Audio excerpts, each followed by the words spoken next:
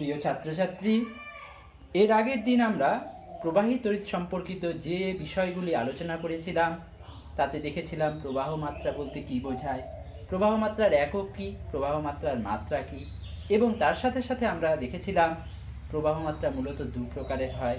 একটি সমপ্রবাহ, অর্থাৎ যে ক্ষেত্রে প্রবাহের অভিমুখ বিভিন্ন সময়ে একই অভিমুখী হয়ে থাকে, এবং অপরটি হলো পরিবর্তী প্রবাহ, অর্থাৎ যে ক্ষেত্রে প্রবাহের অভিমুখ পরিবর্তিত হয়।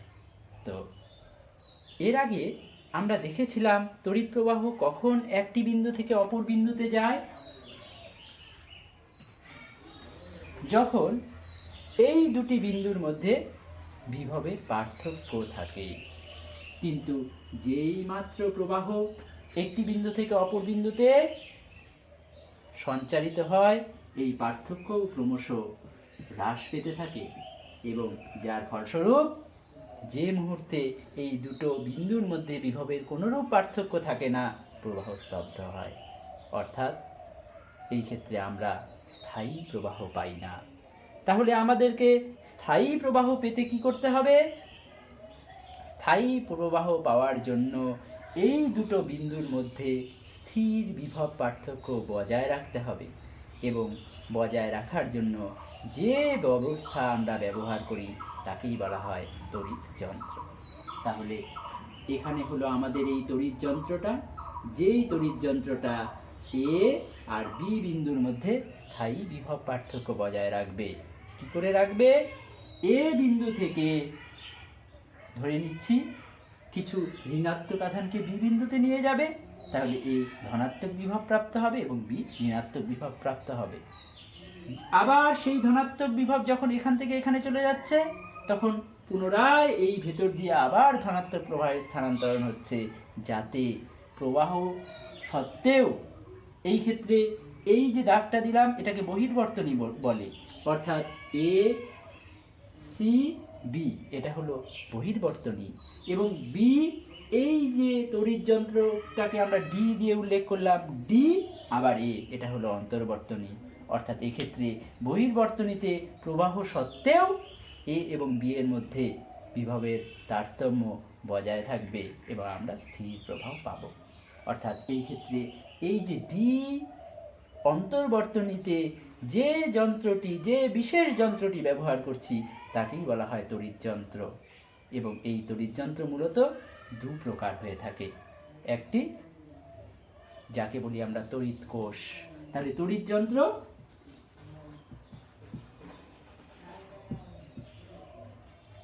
জিনিসটি দুই প্রকার। এক তড়িৎ কোষ, আর দুই নম্বর ডায়নামো। কি পার্থক্য এই দুটো যন্ত্রের মধ্যে? তড়িৎ কোষের মধ্যে কোনো সচল যন্ত্রাংশ থাকে না, অর্থাৎ কোনো মেকানিক্যাল মুভমেন্ট নেই। তড়িৎ কোষের মধ্যে শুধুমাত্র কিছু সক্রিয় রাসায়নিক উপাদান থাকে, যে উপাদানগুলি তাদের রাসায়নিক ক্ষমতা নিঃশেষিত হওয়ার জন্য আমরা সেখান থেকে তড়িৎ শক্তি পাই, এবং সেই তড়িৎ শক্তি এই এ এবং বি এর মধ্যে স্থায়ী বিভব প্রভেদ বজায় রাখে। এবং দুই নম্বর ডায়নামো, এর মধ্যে সচল যন্ত্রাংশ থাকে। তোমরা জানো ডায়নামো মানে যেখানে একটি ঘূর্ণায়মান গতিশীল অংশের জন্য আমরা কি পাই? তড়িৎ শক্তি পাই। টারবাইনও বলতে পারো, টারবাইনের মূলত ডায়নামোই এর কার্যনীতি, তো সেটাকে আমরা বলবো ডায়নামো। তাহলে আমরা দেখতে পেলাম এই তড়িৎ কোষ এবং ডায়নামো এই দুই ধরনের জিনিসকে একত্রিতভাবে বলতে পারি তড়িৎ যন্ত্র, এবং এরাই এই তড়িৎ যন্ত্রই হলো তড়িৎ প্রবাহের উৎস।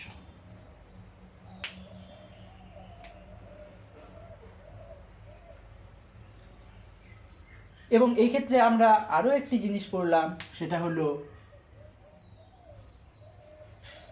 ওপরে যেটা পাচ্ছি তড়িৎ প্রবাহের উৎস সমেত যে বর্তনীটা পাচ্ছি সেটাকে বলবো অন্তর্বর্তনী, এবং বাইরে থেকে এ এবং বি এর মধ্যে তড়িৎ প্রবাহ পাওয়া যাচ্ছে যার মাধ্যমে, সেটাকে বলবো আমরা বহির্বর্তনী। তাহলে এখান থেকে একটা জিনিস স্পষ্ট যে আমাদের অন্তর্বর্তনীতে অন্য কোনো শক্তি তড়িৎ শক্তিতে রূপান্তরিত হয়, কিন্তু বহির্বর্তনীতে তড়িৎ শক্তি অন্য কোনো শক্তিতে। সেটা যদি বাল্ব জ্বালাই আলোক শক্তিতে, সেটা যদি ফ্যান ঘোরাই তাহলে যান্ত্রিক শক্তিতে, এই রকম যদি হিটার জ্বালাই তাপ শক্তিতে, এরকম তড়িৎ শক্তি বিভিন্ন শক্তিতে রূপান্তরিত হয়। এবার এই যে এখানে তড়িৎ প্রবাহের যে উৎসটা আমরা দেখছি, মূলত এই ক্ষেত্রে আমরা ডায়নামো নিয়ে বিশেষ আলোচনা করব না, এটা আমরা পরবর্তীতে যখন তড়িৎ চুম্বকত্ব পড়ব তখন আলোচনা করা যাবে। আপাতত যে তড়িৎ কোষটা আমরা দেখব, এই তড়িৎ কোষের দুটো প্রান্তের মধ্যে যে বিভব পার্থক্য বজায় থাকে, এই বিভবের পার্থক্যকে বলা হয় তড়িৎ চালক বল। আসলে কিন্তু এটা বল নয়, কিন্তু তৎসত্ত্বেও বল শব্দটি কেন প্রয়োগ করা হচ্ছে? কারণ আমরা যেমন জল প্রবাহের ক্ষেত্রে উচ্চ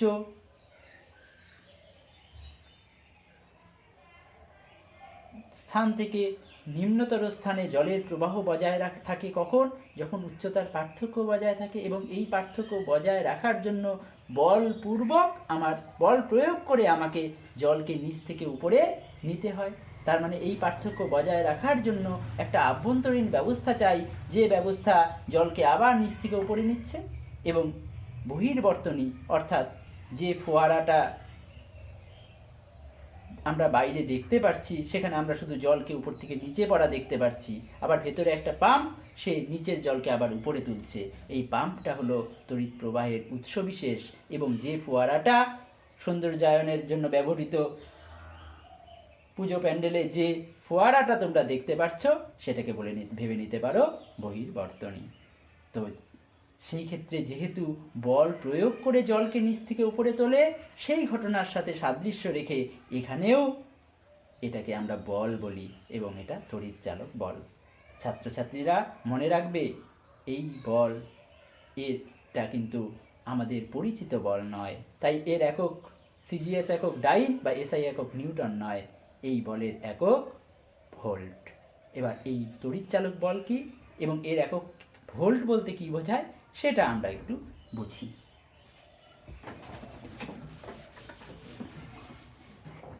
তড়িৎচালক বলের দুটো সংজ্ঞা দেওয়া যেতে পারে। প্রথমেই তড়িৎ কোষ জিনিসটা কি জিনিস? তড়িৎ কোষ মানে দুটো পরিবাহী অংশ, এবং এই পরিবাহী দুটোর একটি ধনাত্মক বিভব সম্পন্ন, একটি অপেক্ষাকৃত কম ধনাত্মক বিভব সম্পন্ন বা ঋণাত্মক বিভব সম্পন্ন। তো এই দুটো পরিবাহী অংশকে আমরা বলবো তড়িৎদ্বার, এবং এই তড়িৎদ্বারের মধ্যে একটি ধনাত্মক তড়িৎদ্বার, অপরটিকে ঋণাত্মক তড়িৎদ্বার বলবো, এবং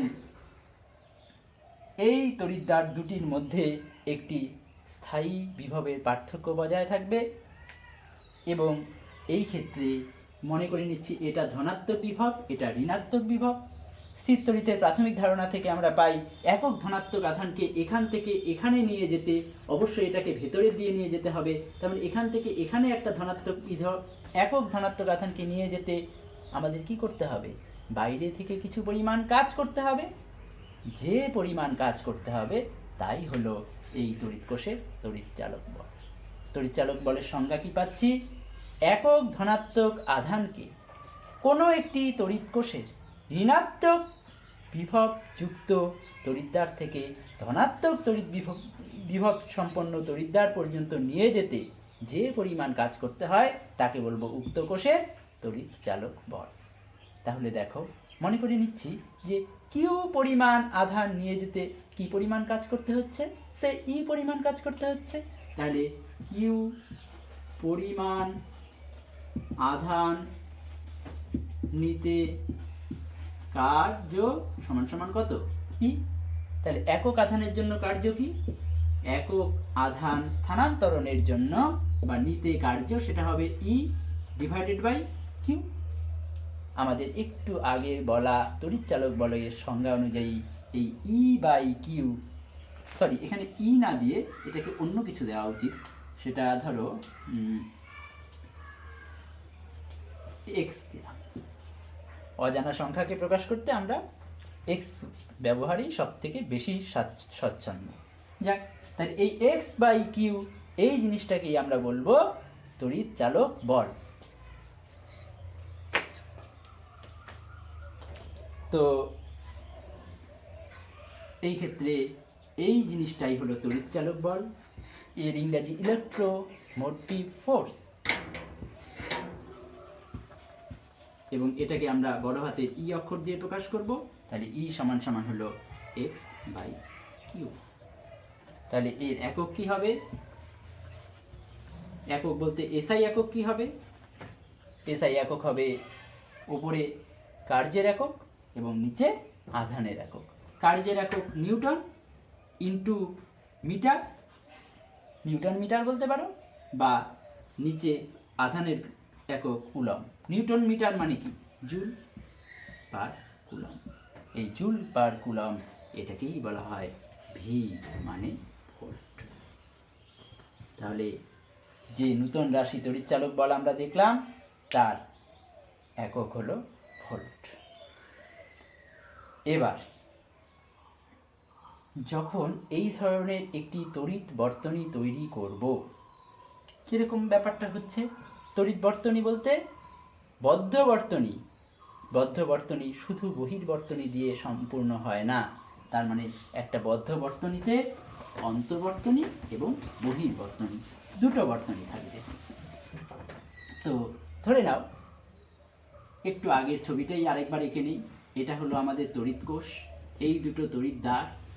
এই তড়িৎ দ্বার দুটো দিয়ে আমি বাইরে থেকে একটা বাল্বই জ্বালাও, একটি ফ্যানই চালাও, যাই চালাও তার কিছু রোধ আছে বহির্বর্তনীতে যুক্ত, ভার রোধ, এবং এটাকে ভার রোধ বলে। বহির্বর্তনীতে যা রোধ থাকে সেটা কি করে? এই তড়িৎ কোষকে বহন করার ভার বৃদ্ধি করে, এটা ভার রোধ। তাহলে সেই ভার রোধ মনে করে নিচ্ছি আর বাল্বের বা ফ্যানের, এবং এটাকে যুক্ত করলাম আমরা এই তড়িৎ কোষের সাথে। এখন এটা ধনাত্মক, এটা ঋণাত্মক।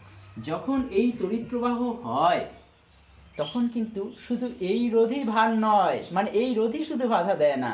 আমি একটু পরের জিনিস শুরু করে দিয়েছি, কারণ আমরা জানি মাধ্যমিকে তোমরা রোধ সংক্রান্ত জিনিস কিছু পড়া আছে, তাই আমি তড়িৎ চালক বলের বিকল্প সংজ্ঞাটি বোঝানোর জন্য একটু পরের জিনিসকে আগে পড়তে হচ্ছে। যাক, তো এই ক্ষেত্রে এখানে ভেতরেও কিছু বাধা থাকবে, এটাকে বলা হয় অভ্যন্তরীণ রোধ। আর এই অভ্যন্তরীণ রোধের জন্য কি হবে? এই দুটো প্রান্তের মধ্যে যে ই তড়িৎচালক বলটা ছিল আর রোধ যুক্ত করার সময় তা খানিকটা কমে যাবে, কমে গিয়ে কি হয়ে যাবে? ভি হয়ে যাবে। অর্থাৎ বদ্ধ অবস্থায় এই দুটো তড়িৎদ্বার বাইরে থেকে বদ্ধ অবস্থায় এই তড়িৎ দুটোর মধ্যে বিভবের পার্থক্য কত? বদ্ধ অবস্থায় বিভব পার্থক্য হলো ভি। কিন্তু খণ্ডিত অর্থাৎ এটা খুলে দিলে বা মুক্ত, বা এখানে কোনো ধরো সুইচ আছে, সেই সুইচটা কেটে দিয়ে দিলাম, তার মানে কি? এই আর রোধ দিয়ে তখন প্রবাহ যাচ্ছে না, তখন এই দুটো বিন্দুর মধ্যে রোধের মান কি হয়ে যাচ্ছে? অসীম। এইটাকেই বলি আমরা খণ্ডিত বর্তনী বা মুক্ত বর্তনী। তাহলে সেই মুক্ত বর্তনীতে বদ্ধ বর্তনী দিয়ে দিই আমরা, বদ্ধ বর্তনীতে বিভব পার্থক্য ভি এবং মুক্ত বর্তনীতে বিভব পার্থক্য হলো ই। এই ইটাই আমরা দেখলাম কি? তড়িৎচালক বল। তাই তড়িৎচালক বলের বিকল্প সংজ্ঞা আমরা বলতে পারি কি? যে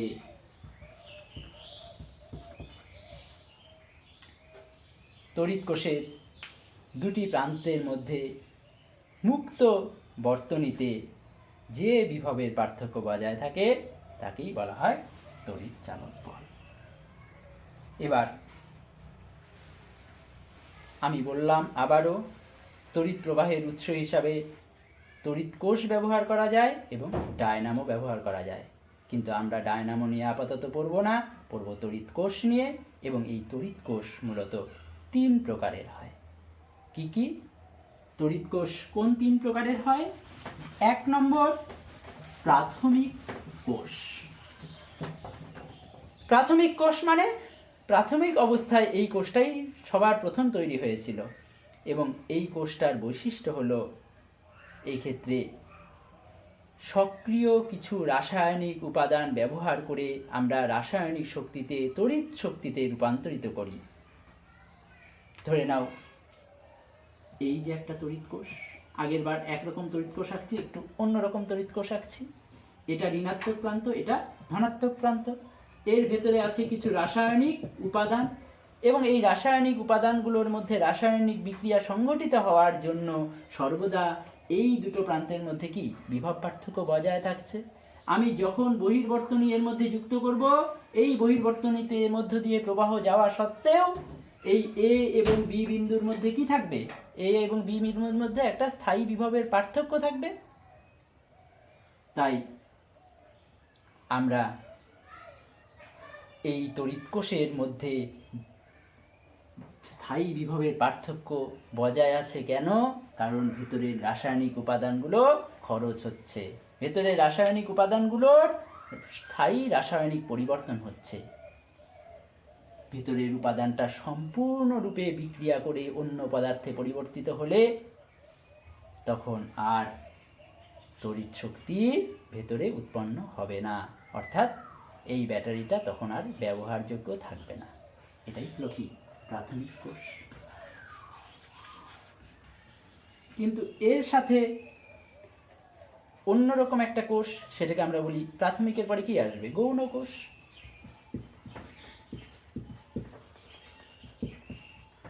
গৌণ কোষ, এই গৌণ কোষের আরেকটি নাম হলো সঞ্চয়ক কোষ। তোমাদের যত ধরনের নাম কোনো একটা জিনিসের হতে পারে, সব ধরনের নাম জেনে রাখা উচিত, কারণ কখন কি প্রয়োজন হয় পরীক্ষায়। তো গৌণ কোষ বা সঞ্চয়ক কোষ, এটা বলতে কি বোঝায়? এই ক্ষেত্রেও কিছু রাসায়নিক উপাদান ব্যবহার করা হয়, এবং এই কোষটাকে আমরা আগের মতন কোষ আঁকছি। এটা হলো কোষ, এটা ধনাত্মক প্রান্ত, এটা ঋণাত্মক প্রান্ত, এই হলো বহির্বর্তনী। এই কোষের মধ্যে যে রাসায়নিক উপাদানগুলো আছে, সক্রিয় অবস্থায় এরা নিষ্ক্রিয় উপাদানে পরিণত হবে, এবং এর মধ্য দিয়ে আমরা কি প্রবাহ পাবো। প্রবাহ পেতে পেতে ভেতরে সক্রিয় উপাদান নিঃশেষিত হলে তখন আমরা আর প্রবাহ পাবো না। কিন্তু এই অবস্থাতে এটাকে ফেলে দিতে হয় না, আবার এটাকে কোনো দ্বিতীয় তড়িৎ প্রবাহের উৎসের সাথে যুক্ত করলে এর মধ্যে সেই প্রবাহটা কি হয়ে থাকবে, তড়িৎ শক্তি হিসাবে সঞ্চিত হয়ে থাকবে, এবং এটাকে আমরা এই নিষ্ক্রিয় উপাদানগুলো পুনরায় আমরা কি সক্রিয় উপাদানে ফিরিয়ে আনতে পারবো এবং আবার ব্যবহার করতে পারবো। ওই যে দ্বিতীয় কোনো তড়িৎ উৎসের সাথে এটাকে যুক্ত করতে হবে, এই সময়টাকে আমরা বলি চার্জিং বা আহিতকরণ। আবার চার্জ হয়ে গেলে তোমাদের মোবাইল কি করো, ওই সকেট দিয়ে চার্জ করো, তার মানে আহিতকরণ করছো। তার মানে মোবাইলের মধ্যে যে ব্যাটারিটা আছে, ওর মধ্যে যে নিষ্ক্রিয় উপাদানগুলো আছে, সেগুলো কি সক্রিয় উপাদানে পরিবর্তিত হচ্ছিল, এবং যখন হয়ে গেল 100% চার্জ, না মানে তুমি 100% নিষ্ক্রিয় উপাদানকে সক্রিয় উপাদানে পরিণত করে ফেললে। এবার তোমার পকেটে থাকা অবস্থায় সামান্য হারে বা তোমার ব্যবহারের সময় অপেক্ষাকৃত বেশি হারে সেই ব্যাটারিটা ডিসচার্জ হতে থাকবে। তার মানে সেই সক্রিয় উপাদানগুলো আবার নিষ্ক্রিয় উপাদানে পরিণত হতে থাকবে, এবং সম্পূর্ণ নিষ্ক্রিয় উপাদানে পরিণত হলে 0%, তার অপেক্ষাকৃত অনেক আগেই আমরা কি করি, ব্যাটারিটাকে আবার চার্জ করি, মানে নিষ্ক্রিয়কে আবার সক্রিয় উপাদানে পরিণত করি। তার মানে এই প্রকারের ব্যাটারি পুনর্ব্যবহারযোগ্য, এই প্রকার ব্যাটারিকে রিচার্জেবল ব্যাটারি বলি। এই প্রকার ব্যাটারির মধ্যে তড়িৎ শক্তি সঞ্চয় করে রাখা যায়, তাই এরাই হলো সঞ্চয়ক কোষ। এবার 1 নম্বর প্রাথমিক কোষ, 2 নম্বর গৌণ কোষ, 3 নম্বর প্রমাণ কোষ বা মানক কোষ।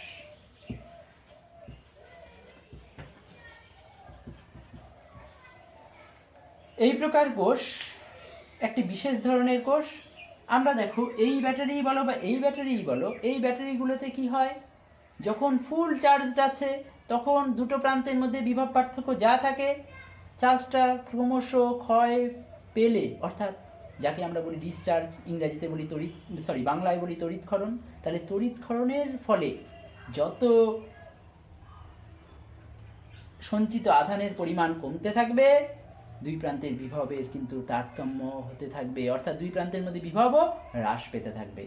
অর্থাৎ এই তড়িৎক্ষরণের সম্পূর্ণ সময় জুড়ে দুটো প্রান্তের মধ্যে, এ এবং বি প্রান্তের মধ্যে বিভব পার্থক্য কিন্তু স্থির থাকে না।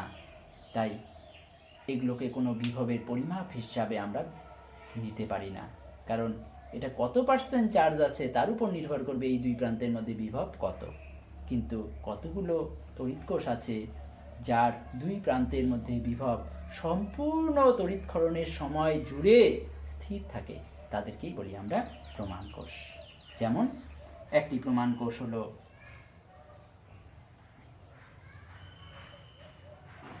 ওয়েস্টার্ন ক্যাডমিয়াম কোষ।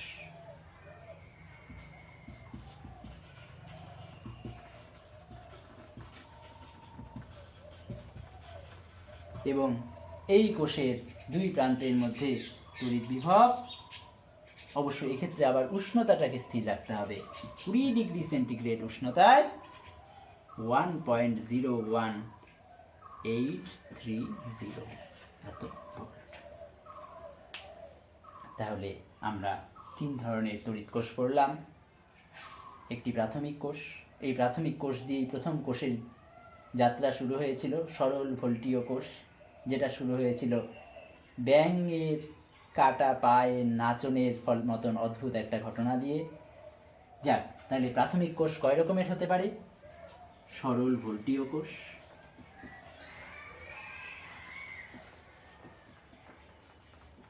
তারপরে আর কি হতে পারে? নির্জল কোষ।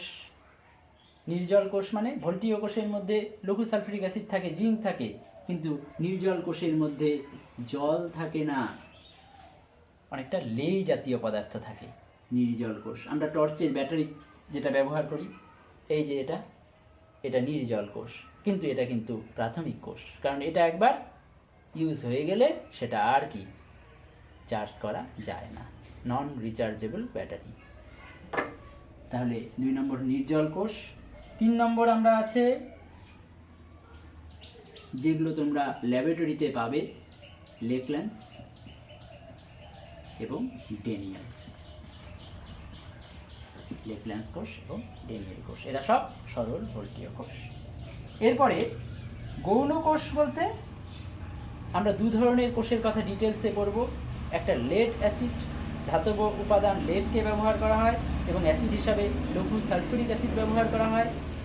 এগুলোকে আমরা সংক্ষেপে অ্যাসিড সেল বলতে পারি। তার মানে এর মধ্যে তড়িৎ বিশ্লেষ্য পদার্থ হিসাবে অ্যাসিড ব্যবহার করা হয়। তাহলে 1 নম্বরে আমরা আসবো কি?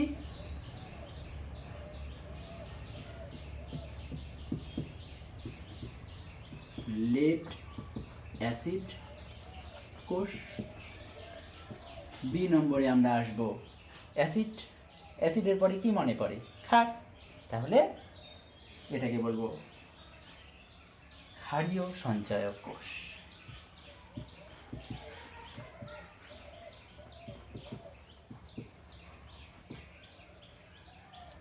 অনেকক্ষণ থেকে কোষ পড়ছি, তো দেখো, যখন যখন বর্তনী আঁকবে এবং কোষ আঁকবে, সেই কোষ আঁকার সময় এইরকম কোষও আঁকতে হবে না, পরিশ্রম করে এরকম কোষও আঁকতে হবে না।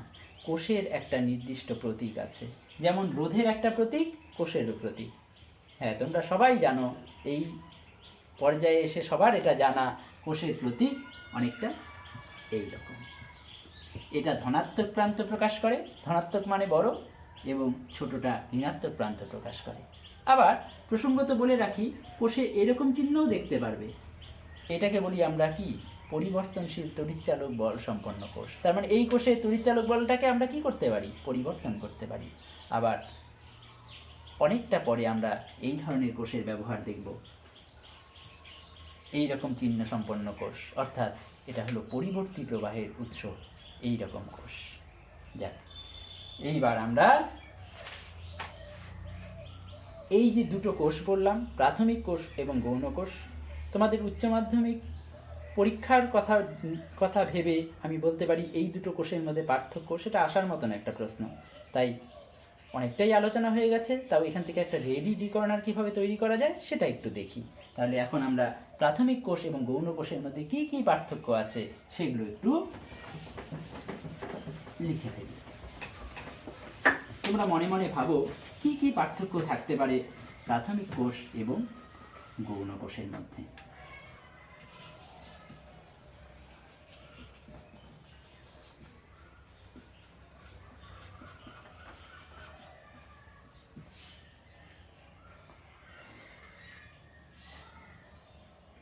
এক নম্বর, তোমাদের সাথে আলোচনা করতে পারছি না, ব্যাপারটা আমিও খুব মিস করছি, নাহলে উত্তরটা তোমাদের কাছেই চেয়ে নিতাম। এক নম্বর, প্রাথমিক কোষের ক্ষেত্রে রাসায়নিক শক্তি তড়িৎ শক্তিতে রূপান্তরিত হয়।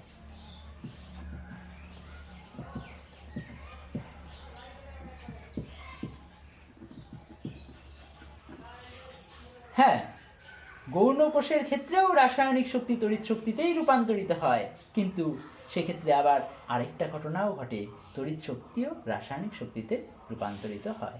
তাই এই ক্ষেত্রে আমরা বলবো যে এক্ষেত্রে তড়িৎ শক্তি রাসায়নিক শক্তিতে এবং সেই রাসায়নিক শক্তি পুনরায় তড়িৎ শক্তিতে রূপান্তরিত হয়। এবার 2 নম্বর, প্রাথমিক কোষ শেষ তো ফেলে দাও, অর্থাৎ অপ্রত্যাবর্তক। প্রাথমিক কোষের যে প্রক্রিয়াটা সেটা অপ্রত্যাবর্তক, কিন্তু গৌণ কোষের প্রক্রিয়াটা প্রত্যাবর্তক। 3 নম্বর, এটা এর আগে আলোচনা হয়নি, কিন্তু জেনে রাখবে যে প্রাথমিক কোষের একটা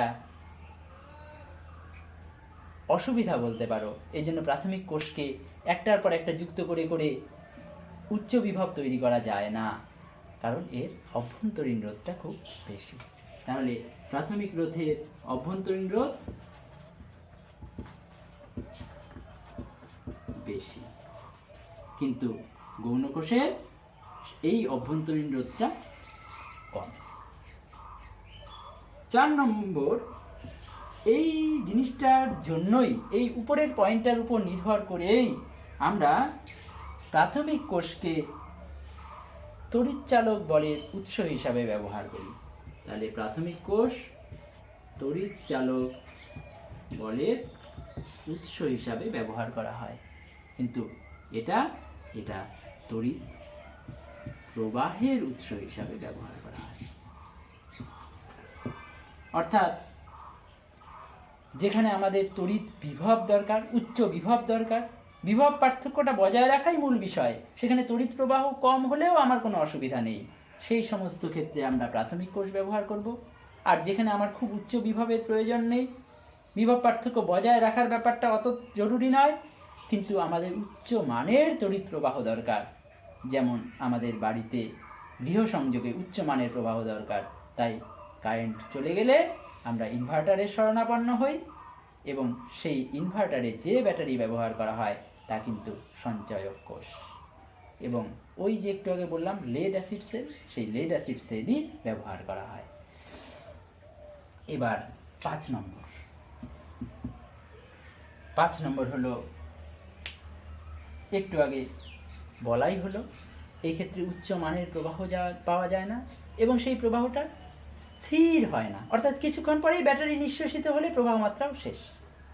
কিন্তু এই ক্ষেত্রে এই ব্যাটারিগুলোর ক্যাপাসিটি অনেক বেশি হয়, ধারণ ক্ষমতা, তড়িৎ ধারণ ক্ষমতা অনেকটা বেশি হয়, তাই দীর্ঘক্ষণ ধরে এখান থেকে প্রবাহ পাই, সাথে সাথে উচ্চ মানের প্রবাহ পাই। তাহলে এটাকে লিখলে কি হবে, এই ক্ষেত্রে আমরা উচ্চ মানের এবং স্থায়ী তড়িৎ প্রবাহ পাই না, কিন্তু এই ক্ষেত্রে আমরা উচ্চ মানের স্থায়ী প্রবাহ পাই বা পাওয়া যায়। এইবার আমরা চলে আসি ওই যে গৌণ কোষ পড়েছিলাম এবং বলেছিলাম গৌণ কোষ ঠিক এই জায়গায় লিখেছিলাম 2 ধরনের হতে পারে, একটা লেড অ্যাসিড সেল আর একটা ক্ষারীয় কোষ। তো লেড অ্যাসিড কোষ, ক্ষারীয় কোষ ইন ডিটেলস আমরা একটু পড়ব। মেনলি তোমাদের শর্ট কোশ্চেনগুলো ফেস করার জন্যই এই ডিটেলিংগুলো দরকার হবে। তবে আরও বিশদে পড়া যায়, আগের সিলেবাসে এগুলো নিয়ে আরও এর ভেতরে কী ধরনের কেমিক্যাল রিয়াকশান হয় এগুলোও ছিল। এখন অত ডিটেলস আর পড়ানো হচ্ছে না, আপাতত যে বিষয়গুলো খুঁটিনাটি জেনে রাখতে হয় সেগুলোই জেনে রাখো। প্রথমে লেড অ্যাসিড সেল।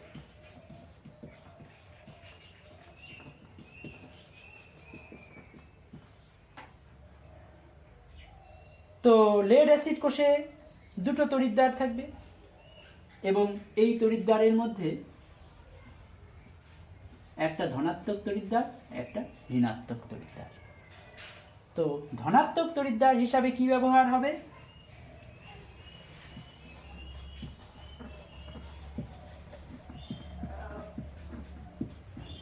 ধনাত্মক তড়িৎদ্বার হিসাবে ব্যবহার হবে লেড ডাই অক্সাইড।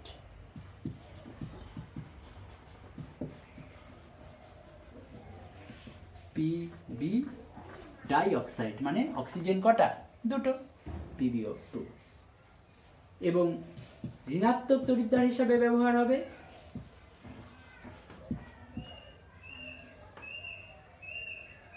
লেড, কিন্তু সেই লেডটাকে কিন্তু আমরা ফাঁপা হিসাবে নিব, একটু পোরাস লেড, তার মানে ফাঁপা। এবং লেড ধাতুটাই কি খুব নরম জিনিস। এবং 3 নম্বর হলো তড়িৎ বিশ্লেষ্য হিসাবে কি ব্যবহার হবে? তড়িৎ বিশ্লেষ্য হিসাবে ব্যবহার হবে জলীয় দ্রবণ বা লঘু সালফিউরিক অ্যাসিড।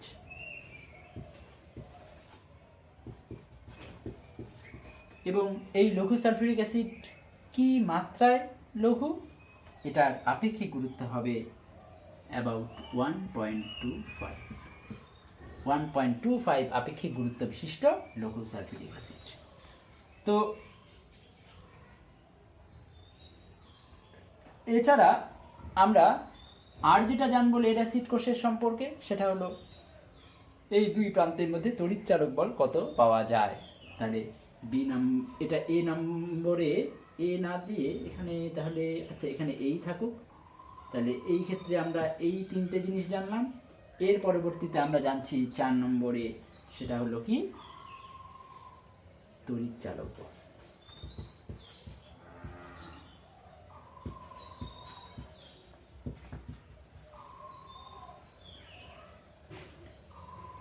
তো এই তড়িৎচালক বলের মান কিন্তু সব অবস্থায় স্থির না, অর্থাৎ যখন আমি ফুললি চার্জড করে ফেললাম, 100% চার্জড, তখন এই দুটো প্রান্তের মধ্যে বিভব পার্থক্য হবে। তাহলে আহিত, শুধু আহিত না, পূর্ণ আহিত অবস্থায় তড়িৎচালক বলের মান 2.2 ভোল্ট। এবার চার্জটা একটু ক্ষয় হয়ে গেল, তার মানে পূর্ণ আহিতও না, আবার সম্পূর্ণ ডিসচার্জ না, এর মাঝামাঝি সময়। তাহলে তখন কি হবে? তাহলে মধ্যবর্তী সময়ে বলতে পারো, বা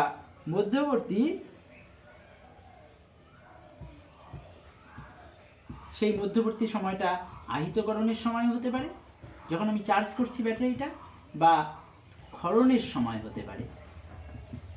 তখন কত? 2 ভোল্ট। এবং সম্পূর্ণ ডিসচার্জ হয়ে গেলে, অর্থাৎ পূর্ণ অনাহিত অবস্থায় চার্জটা কত দাঁড়াবে? 1.8 ভোল্ট। তার মানে ওই ব্যাটারিতে যদি দেখি দুই প্রান্তের মধ্যে বিভব পার্থক্য 1.8 হয়ে গেছে, তখন আর ব্যবহারযোগ্য না, তখন আবার সেটাকে চার্জ করতে হবে। আবার চার্জ হচ্ছে দেখছি দুই প্রান্তের মধ্যে বিভব কত? 2 ভোল্ট।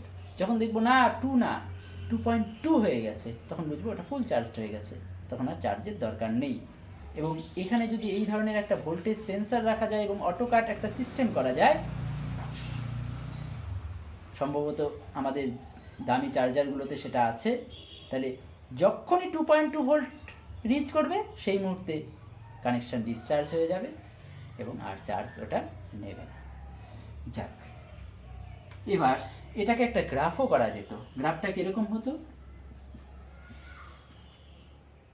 এই যে চার্জের সময় এটা হলো 2.2, তারপরেই কি হয়ে যাবে, একদম নেমে যাবে, নেমে গিয়ে অনেকটা সময় জুড়ে কত থাকবে, 2.0, এবং তারপরে আবার নেমে গিয়ে যখনই ডিসচার্জ হয়ে গেল তখন কত হয়ে যাবে, 1.8।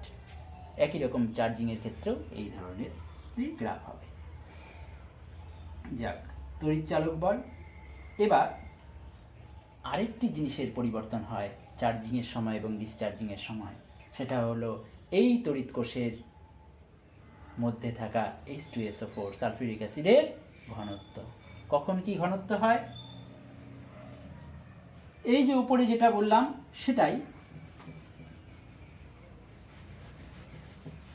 যখন ফুল চার্জড অবস্থায় থাকবে তখন ঘনত্বের মান অপেক্ষাকৃত বেশি হবে এবং সেটার মান হলো 1.25, এবং সম্পূর্ণ অনাহিত অবস্থায় এটা থাকবে 1.18, এবং অন্যান্য সময়ে সেটা কোনো ফিক্সড ভ্যালু নেই, এই দুটো ভ্যালু মাঝামাঝি থাকবে। আমার মনে পড়ে যে সময় আমাদের বাড়িতে বিদ্যুৎ সংযোগ ছিল না, টিভি দেখার জন্য যে ব্যাটারিটা ব্যবহার করা হতো সেটাকে চার্জ করিয়ে আনতে হতো যে সমস্ত অঞ্চলে ইলেকট্রিক কানেকশন আছে সেখান থেকে, এবং সেই ক্ষেত্রে একটি ড্রপার মতন জিনিস, সেটা দিয়ে ওই ব্যাটারির ভেতরে থাকা সালফিউরিক অ্যাসিডগুলোকে তোলা হতো, এবং তুললে যখনই ওই সালফিউরিক অ্যাসিড উপরে উঠতো ওর মধ্যে মাছের ফাতনার মতন দেখতে একটা জিনিস থাকতো, এবং ওই জিনিসটা কতটা ভেসে আছে বা কতটা ডুবে আছে সেটা দিয়ে সালফিউরিক অ্যাসিডের ঘনত্ব পরিমাপ করা হতো, এবং যখন দেখা যেত ওই ঘনত্ব 1.25-এর কাছাকাছি এসেছে তখন আমরা ব্যাটারিটা বাড়িতে নিয়ে আসতাম, অর্থাৎ দোকানদার বুঝতে পারলো যে এখন ফুল হয়ে গেছে চার্জ, এখন নিয়ে যেতে পারো। যাক, এবার ব্যবহার ক্ষারীয় কোষ, লেড অ্যাসিড কোষ, ইনভার্টার। তারপর গাড়িতে ব্যাটারি ব্যবহার হয়, তোমরা জানোই, বাস গাড়ি, বাইকে ব্যাটারি ব্যবহার, এই ব্যাটারিগুলোই লেড অ্যাসিড কোষ। এবার আসি ক্ষারীয় সঞ্চয়ক কোষ, বি নাম্বার।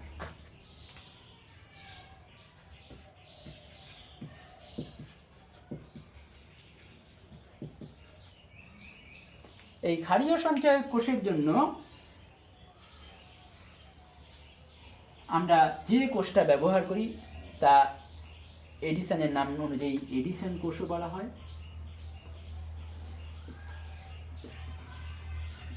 এবং এই ক্ষেত্রে ধনাত্মক তড়িৎদ্বার হিসাবে ব্যবহার হয়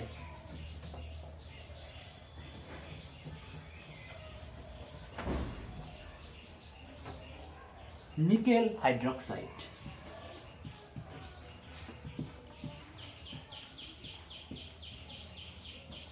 এবং ঋণাত্মক তড়িৎদ্বার হিসাবে ব্যবহার হয় লোহা, এবং তড়িৎ বিশ্লেষক হিসাবে ব্যবহার করা হয় কৌষ্টিক,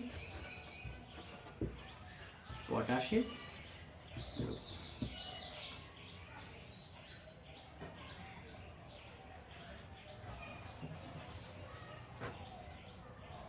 তো ধনাত্মক তড়িৎদ্বার কি, নিকেল, এবং ঋণাত্মক তড়িৎদ্বার লোহা, Fe, আর এটা হলো নিকেল, Ni। তাই এই তড়িৎ কোষের আরেকটা নাম নিকেলের Ni, লোহার Fe, নাইট কোষ।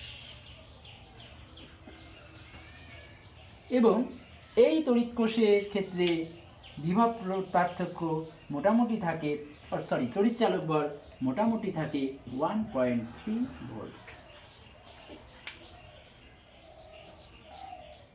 এই কোষের একটি অসুবিধা হলো লেড অ্যাসিড সেল এত বহুল ব্যবহৃত, কিন্তু এটা অতটা বহুল ব্যবহৃত নয়, কারণ এর কিছু অসুবিধা আছে। অসুবিধা কি, সেটা হলো এর অভ্যন্তরীণ রোধ এবং কর্মদক্ষতা। কর্মদক্ষতা কি, এর পরের টপিকেই আমরা জানবো। যাক, এর কর্মদক্ষতা অপেক্ষাকৃত কি কম, তার জন্যই এই কোষের তুলনায় লেড অ্যাসিড সেল বেশি ব্যবহার হয়। কিন্তু এটা তৎসত্ত্বেও কেন ব্যবহার হয়, কম কর্মদক্ষতার সত্ত্বেও কেন ব্যবহার হয়, কারণ যখন শর্ট সার্কিট হয়ে যায়, অর্থাৎ যখন বাইরের রোধের বিরাট রকম বড় তারতম্য ঘটে, এটা কিছুটা কাইন্ড অফ দুর্ঘটনা, এই রকম ঘটনা যখন ঘটে তখন এই ধরনের কোষের ক্ষতিগ্রস্ত হওয়ার সম্ভাবনা অপেক্ষাকৃত কম। কিন্তু এই রকম বাহ্যিক কারণে লেড অ্যাসিড সেল কিন্তু অপেক্ষাকৃত ক্ষতিগ্রস্ত হওয়ার সম্ভাবনা বেশি থাকে। অর্থাৎ এই কোষগুলো, এই নাইভ কোষগুলো অপেক্ষাকৃত স্থায়ী প্রকৃতির। প্রসঙ্গত বলি, আমাদের মোবাইলে যে ব্যাটারি ব্যবহার হয় সেটা কিন্তু খুব কম জায়গায় বেশি তড়িৎ শক্তি রাখার উপযুক্ত। তাই আমাদের ব্যাটারিগুলো অপেক্ষাকৃত কি কম সাইজের হয়, অর্থাৎ এর মধ্যে এনার্জি ডেন্সিটি, শক্তি ঘনত্ব অপেক্ষাকৃত কি বেশি। এবং এই বেশি শক্তি ঘনত্ব সম্পন্ন ব্যাটারি তৈরি করতে আমাদের ব্যবহার করা হয় একটি বিশেষ ধাতু, পর্যায় সারণীর তৃতীয় ধাতু লিথিয়াম। খুব কম পরিমাণে পৃথিবীতে পাওয়া যায়, তাই এই ব্যাটারিগুলো এখনো এত ব্যয়বহুল। যাক, লিথিয়াম আয়ন ব্যাটারি আমাদের মোবাইলে ব্যবহৃত হয়। এবার এই যে গৌণকোষ আমরা দেখলাম, এই গৌণকোষের দুটো জিনিস আমরা করব। একটা গৌণকোষের সামর্থ্য, আরেকটা গৌণকোষের কর্মদক্ষতা। প্রথমে দেখি গৌণকোষের সামর্থ্য বলতে কি বোঝায়।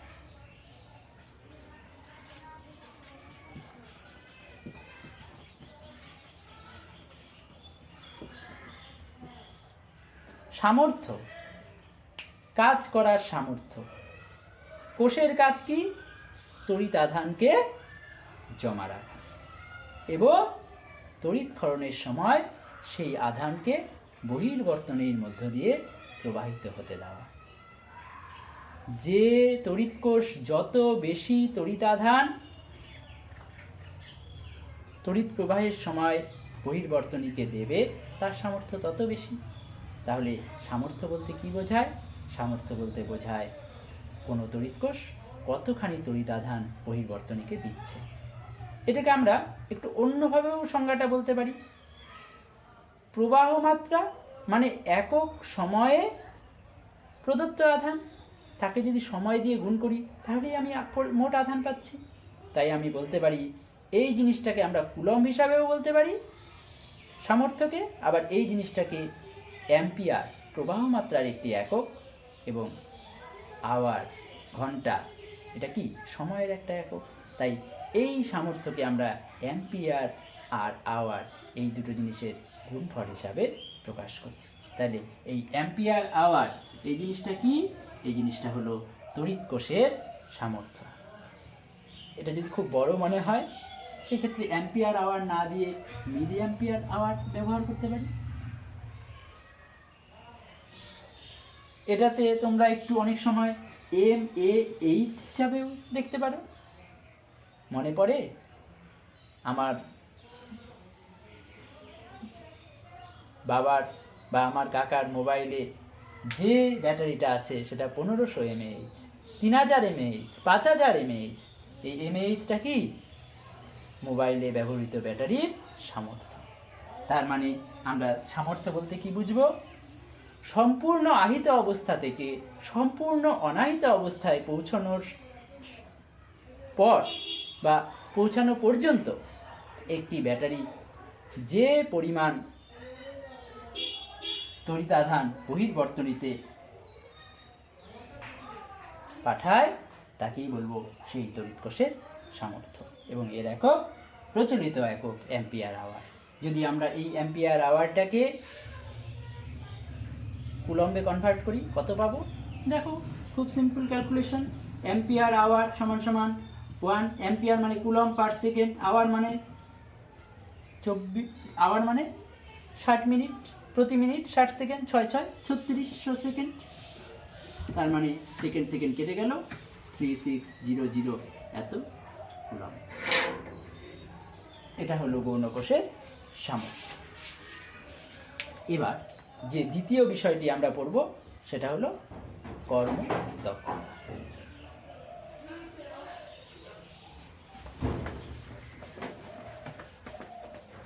এই কর্মদক্ষতা আবার দুই প্রকারের আছে।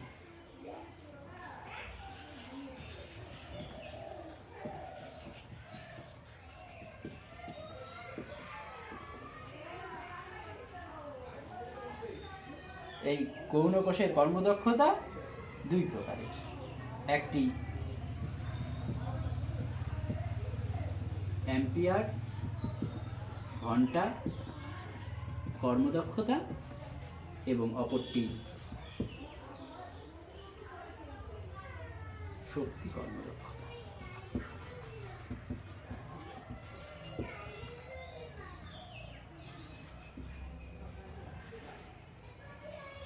অ্যাম্পিয়ার ঘন্টা কর্মদক্ষতা মানে ব্যাটারিটাকে যখন আমরা চার্জ করছি তখন ব্যাটারিতে কি পরিমাণ আধান আমরা দিচ্ছি এবং ব্যাটারিটা যখন ডিসচার্জ হচ্ছে তখন আমরা ব্যাটারি থেকে কি পরিমাণ আধান পাচ্ছি। যা দিচ্ছি তার থেকে বেশি পাওয়ার তো কখনোই সম্ভাবনা নেই, বরং কিছুটা কম পাই। সাধারণত এই যে লেড অ্যাসিড সেল বারবার বলছি, লেড অ্যাসিড কোষের মধ্যে যদি আমরা 100 কুলম্ব আধান দেই চার্জের সময়, তাহলে ডিসচার্জের সময় আমরা সেখান থেকে 90 কুলম্ব আধান ফিরে পাই। তাহলে এই যে উপরে 90 আর নিচে 100, 90 মানে কি, যে পরিমাণ যত কুলম্ব আধান আমি ডিসচার্জের সময় পাচ্ছি, 100 কুলম্ব মানে যত পরিমাণ আধান আমি চার্জের সময় দিচ্ছি। এই দুটোর অনুপাতকেই বলবো আমরা অ্যাম্পিয়ার ঘন্টা কর্মদক্ষতা। তার মানে অ্যাম্পিয়ার ঘন্টা কর্মদক্ষতার সংজ্ঞা কি হবে? ক্ষরণের সময় প্রাপ্ত আধান আর ডিভাইডেড বাই আহিতকরণের সময়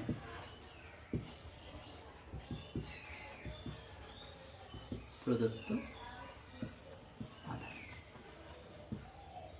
যেটা একটু আগেই দেখলাম, লেড অ্যাসিড কোষের ক্ষেত্রে কত, লেড অ্যাসিড কোষের ক্ষেত্রে যেটার মান 90 কুলম্ব আধান ফিরে পেলাম, 100 কুলম্ব আধান দিতে হয়েছিল 0.9 বা ইন পার্সেন্টেজ 90%। এবার শক্তি কর্মদক্ষতা। শক্তি কর্মদক্ষতা বলতে বোঝায় আমি আহিতকরণের সময় যে পরিমাণ শক্তি ব্যয় করেছি ব্যাটারিটাকে চার্জ করার জন্য, এবং ডিসচার্জিংয়ের সময় ব্যবহারকালীন সময় যতখানি শক্তি আমি ব্যাটারি থেকে ফিরে পাচ্ছি। এই ফিরে পাচ্ছিটা ওপরে আর দিয়েছিটা নিচে। দেওয়ার কথা কম মনে রাখতে হয়, নিচে থাকাই ভালো। তো আমরা এটাকে এভাবে বলতে পারি অনুপাতটা, যে ক্ষরণের সময় প্রাপ্ত শক্তি এবং আহিতকরণের সময়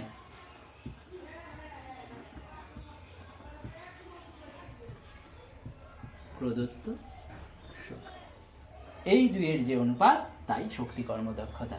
এটাকে গ্রিক অক্ষর ইটা দিয়ে প্রকাশ করা হয়। এবং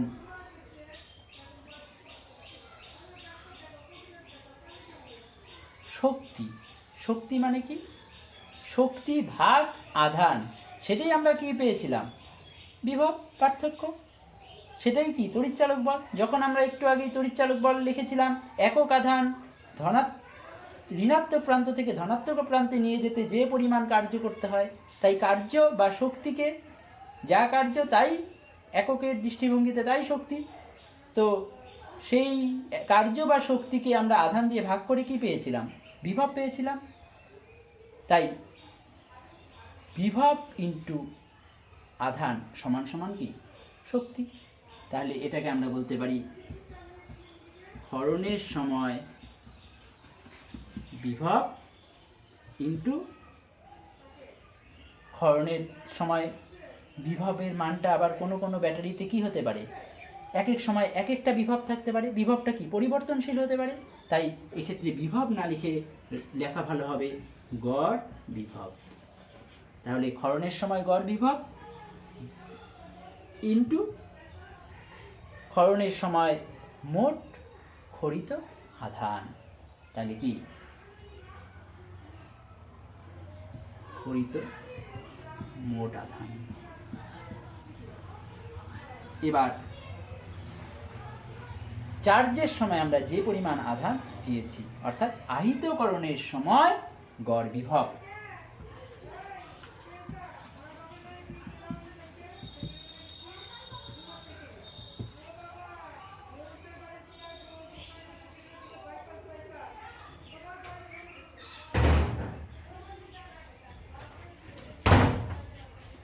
তো আহিতকরণের সময় বিভব এবং আহিতকরণের সময় মোট, এটা হলো প্রাপ্ত আধান আর এটা হলো প্রদত্ত আধান। তার মানে এখান থেকে আমরা দেখতে পাচ্ছি এই জিনিসটা হবে হলো ক্ষরণের সময় গড় বিভব ডিভাইডেড বাই আহিতকরণের সময় গড় বিভব। আর এই যে জিনিসটা উপরে মোট প্রাপ্ত আধান ভাগ প্রদত্ত আধান, এটাই কি আমাদের অ্যাম্পিয়ার ঘন্টা কর্মদক্ষতা। তাহলে এই জিনিসটাকে আমরা অ্যাম্পিয়ার ঘন্টা কর্মদক্ষতা লিখতে পারি। তাহলে এই যে জিনিসটা যেটা আমরা বের করলাম, ইটা মানে শক্তি কর্মদক্ষতা এবং এখানে অ্যাম্পিয়ার কর্মদক্ষতা, এই দুটোর মধ্যে আমরা কি একটা সম্পর্ক বের করতে পারব। এবার লেড অ্যাসিড সঞ্চয়ক কোষের ক্ষেত্রে আমরা দেখেছি এটা কি অ্যাম্পিয়ার ঘন্টা কর্মদক্ষতা, আর এই জিনিসটা কি পেয়েছি। তাহলে এবার আমরা বলবো লেড অ্যাসিড কোষ। লেড অ্যাসিড কোষের ক্ষেত্রে ইটার মান কি হবে, দেখো তড়িৎ ক্ষরণের সময় গড় বিভব সেটা কত হবে। ক্ষরণের সময় বিভব একটু আগে 3টা স্ট্র্যাঞ্জাতে লিখেছিলাম।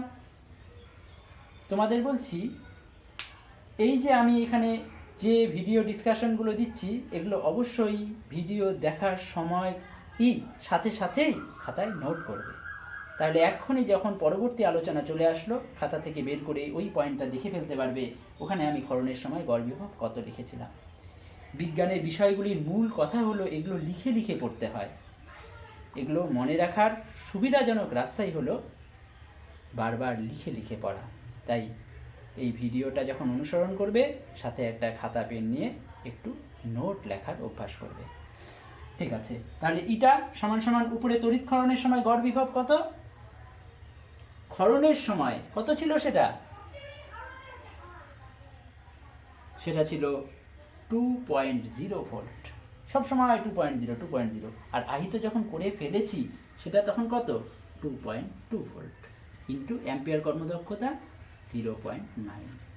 এবার এটাকে যদি কাটাকাটি করো তাহলে কত আসবে 0.8 বা 50%। তাহলে লেড অ্যাসিড সেল, শুধু লেড অ্যাসিড না, যে কোনো ক্ষেত্রেই আমরা দেখতে পেলাম যে অ্যাম্পিয়ার ঘন্টা কর্মদক্ষতার তুলনায় শক্তি কর্মদক্ষতা কিন্তু অপেক্ষাকৃত কি হয়, কম হয়। প্রিয় ছাত্রছাত্রী, আজকে আমরা তড়িৎ কোষ সম্পর্কিত বিষয়গুলি পড়লাম। এরপরে আমরা ওহমের সূত্র নিয়ে আলোচনা করব। এর আগে তোমাদের মাধ্যমিক পর্যায়ে অনেকটাই জানা, তবুও বিষয়গুলির কিছুটা পুনরাবৃত্তি করব। ঠিক আছে, আজকে এই পর্যন্তই থাকলো।